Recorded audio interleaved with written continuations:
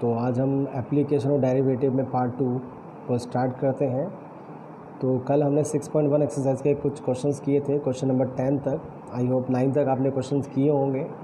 तो उन क्वेश्चन में आपको हो सकता है कोई प्रॉब्लम नहीं आई हो, अगर आई भी हो तो आप मुझे बता सकते हैं। तो फिलहाल हम यहाँ पे 6.1 के क्वेश्चन नंबर 10 से स्टार्ट करते हैं और उन क्वेश्चन को डिस्कस करते हैं जो इंपॉर्टेंट है और शायद आपको उनमें थोड़ी प्रॉब्लम आए, तो उन क्वेश्चन को यहाँ पर हम सॉल्व करके आपको बता रहे हैं। तो क्वेश्चन 10 है, यहाँ पर बता रहे हैं कि एक लैडर है जो कि लीनिंग अगेंस्ट वॉल है, कुछ इस तरीके से कि लैडर की जो लेंथ है 5 मीटर है। और वो बता रहे हैं कि जब लैडर को हम किसी वॉल के अगेंस्ट लीनिंग कंडीशन में खड़ी करते हैं तो जब उस लैडर को के फुट को पुल किया जाता है 2 सेंटीमीटर पर सेकंड के रेट से, तो उसकी जो हाइट होगी वॉल पर से वो डिक्रीज़ होगी। तो किस रेट से उसकी हाइट डिक्रीज़ होगी, एक तो हमें ये फाइंड आउट करना है। ठीक है, अगर उस मोमेंट पर जो लैडर का फुट है वॉल से 4 मीटर की डिस्टेंस पर हो। ठीक है, ये हमारे यहाँ पे क्वेश्चन गिवन है। तो हम करते क्या, इस क्वेश्चन के अकॉर्डिंग फिगर ड्रॉ कर लेते हैं। आपको पता है जब भी हम लैडर को वॉल के अगेंस्ट अगर हम कभी भी अगर खड़ा करते हैं तो उसको कुछ इस तरीके से खड़ा किया जाता है। तो ये 5 मीटर हमारी इसमें लैडर है कि लेंथ है, इसको हम सेंटीमीटर में चेंज कर लेते हैं तो आ जाएगा 500 सेंटीमीटर। सेंटीमीटर में चेंज इसलिए किया गया क्योंकि जो रेट वहाँ पे गिवन है वो सेंटीमीटर पर सेकंड में है। हम जो डिस्टेंस है लैडर के फुट की वॉल से उसको हम एक्स सपोज कर लेते हैं, और जो इसकी हाइट है जहाँ तक वो लैडर पहुँचती है वॉल तक उसको हम वाई सपोज कर लेते हैं।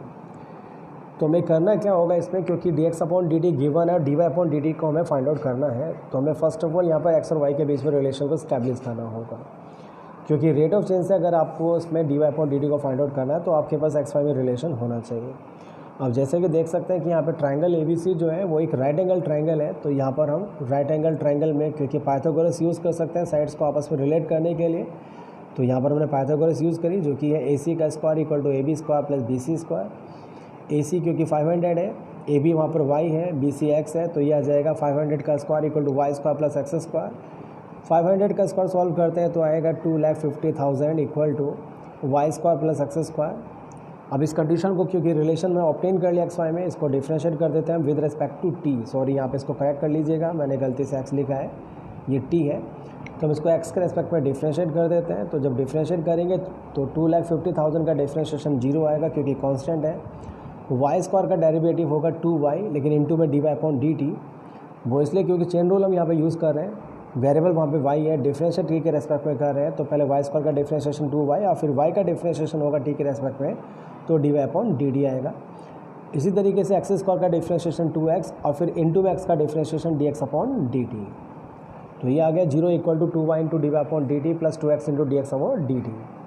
अब 2y इंटू डी वाई और डी टी को हम ले जाते हैं LHS में, तो ये आ जाएगा minus K 2y into D Y और D T equal to 2x into D x over D T. तो D Y over D T की वैल्यू आ जाएगी हमारे पास minus X upon Y into में D X upon D T. ठीक है, यहाँ पर x की और y की वैल्यू पुट कर देते हैं। एक मिनट, लेकिन हमारे पास y की वैल्यू यहाँ पे नहीं थी, x तो ज़रूर गिवन है। उन्होंने बोला था कि हमें d Y upon D t को तब फाइंड आउट करना है जब लैडर का फुट वॉल से 4 मीटर के डिस्टेंस पर हो। तो x तो आपको इसमें 4 मीटर डेट में 400 सेंटीमीटर गिवन है, पर y नहीं था। तो y को फाइंड आउट करने के लिए हम करेंगे क्या, जो रिलेशन हमने ऑब्टेन किया था y square plus x square equal to 2,50,000, इसमें हम x के प्लेस में 400 पुट कर देते हैं और कैलकुलेशन से यहाँ पर y की वैल्यू को फाइंड आउट कर लेते हैं जो कि आ जाएगी 300। ठीक है, अब इसमें हम ये जो कंडीशन हमने ऑब्टेन की थी D Y upon D T equal to minus K X upon Y into D X upon D T, यहाँ पर हम x की y की और D X upon D T की वैल्यू पुट कर देते हैं।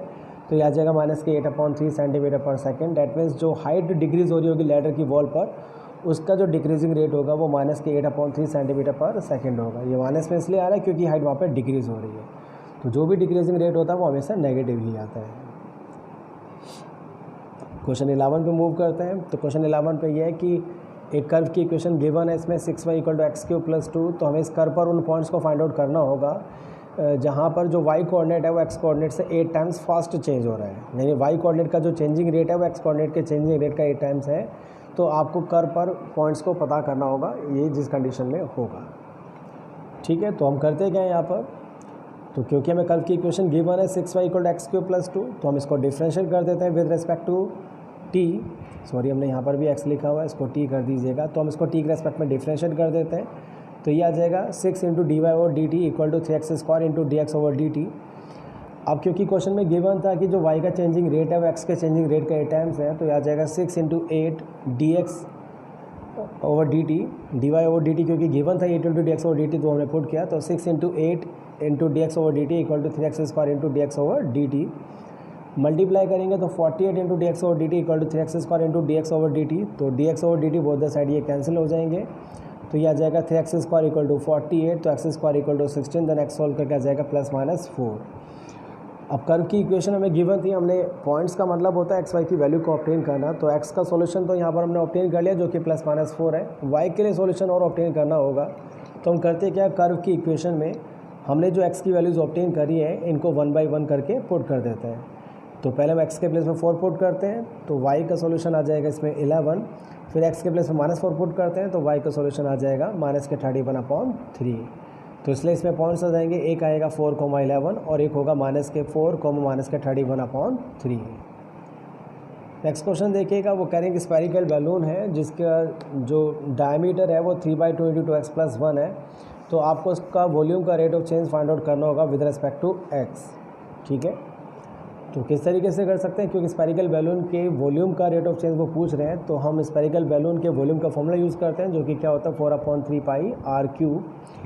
अब क्योंकि मैं डायमीटर गिवन था, तो डायमीटर से हम रेडियस को फाइंड आउट कर लेते हैं, और जैसे कि आप जानते हैं जो रेडियस है वो डायमीटर की हाफ होती है, यानी r इक्वल टू d/2। तो सॉल्व करके ये आ जाएगा 3/4 × 2x+1, तो रेडियस आ जाएगी हमारी 3/4 × 2x+1। तो इस फॉर्मूले में हम रेडियस के प्लेस में पुट कर देंगे 3/4 × 2x+1 की होल क्यूब। ठीक है, अब ये सॉल्व करके क्या बन जाएगा वो देखिएगा।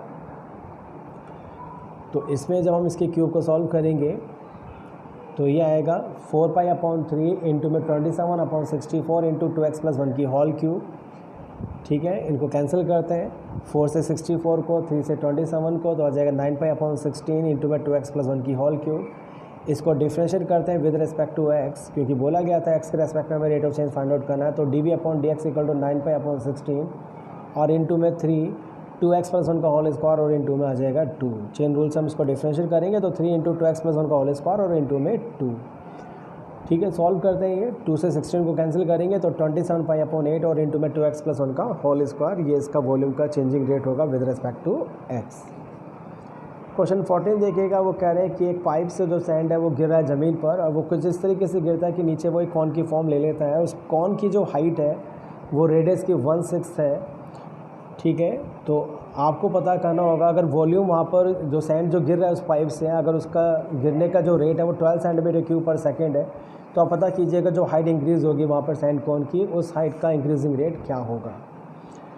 तो किस तरीके से कर सकते हैं भाई, वॉल्यूम ऑफ फॉलिंग सैंड क्योंकि इक्वल होगा वॉल्यूम ऑफ कॉन के, क्योंकि जो सैंड गिर रहा है उससे वो कॉन बन रहा है, तो इसलिए दोनों का वॉल्यूम इक्वल होगा, तो volume of falling sand equal to volume of cone of form. Falling sand के वॉल्यूम को हम v लिख लेते हैं, तो v इक्वल टू 1/3πr²h। अब जैसे कि क्वेश्चन में गिवन था इसमें कि h इक्वल टू 1/6r या r इक्वल टू होगा 6h, तो यहाँ पर हम r के प्लेस पे 6h पुट कर देते हैं। तो r के प्लेस पे 6h इसलिए पुट करें क्योंकि हमें हाइट का इंक्रीजिंग रेट फाइंड आउट करना है, यानी कि हमें dh और dt को फाइंड आउट करना है, तो ये ज़रूरी है कि हम पूरी कंडीशन को हाइट में चेंज कर लें। तो इसलिए हमने यहाँ पर रेडियस को h में चेंज करके r इक्वल टू 6h यहाँ पर पुट किया है। तो यह आ जाएगा v इक्वल टू 1/3π, 6h का होल स्क्वायर करते हैं तो 36h² इंटू h, तो ये सॉल्व करके आ जाएगा v इक्वल टू 12πh³। अब इसको डिफ्रेंशिएट कर देते हैं with respect to t both the side, तो आ जाएगा dv/dt, तो 12π तो कांस्टेंट एज इट इज़ रहेगा, h³ का डिफ्रेंशिएशन 3h² और इंटू में dh/dt।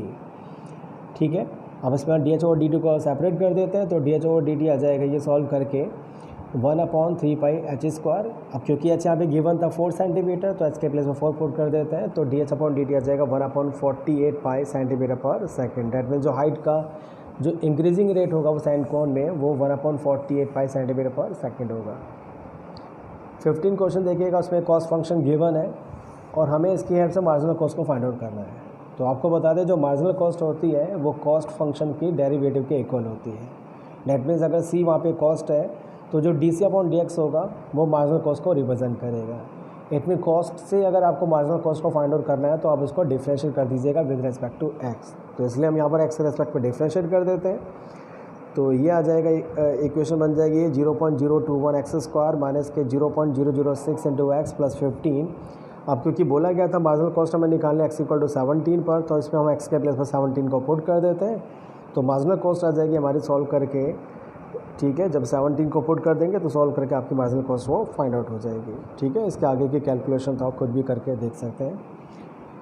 तो मेरे ख्याल से यहाँ पर हमारे जो है 6.1 एक्सरसाइज के क्वेश्चन वो पूरे हो जाते हैं। आई होप बाकी के जो क्वेश्चन उसमें रह गए हैं जिसमें मार्जिनल रेवेन्यू वगैरह फाइंड आउट करना है वो बिल्कुल ऐसे ही कर सकते हैं कि रेवेन्यू फंक्शन अगर आपको गिवन है, मार्जिनल रेवेन्यू निकालनी है, तो आपको डिफरेंशिएट करके उसको मार्जिनल रेवेन्यू भी फाइंड आउट कर सकते हैं। ठीक है, तो इन क्वेश्चंस की हेल्प से जो आपको यहाँ पर एग्जांपल के बेसिस पर या हमने जो 6.1 के क्वेश्चंस हमने सॉल्व किए हैं तो उनके हेल्प से बाकी के क्वेश्चन सॉल्व कर सकते हैं और ये 6.1 को अपनी कंप्लीट कर सकते हैं। अगर आपको फिर भी इन क्वेश्चन में किसी में डाउट रहा है तो आप मुझसे कभी भी पूछ सकते हैं। ठीक है, तो आज के लिए इतना ही काफ़ी है। Thank you.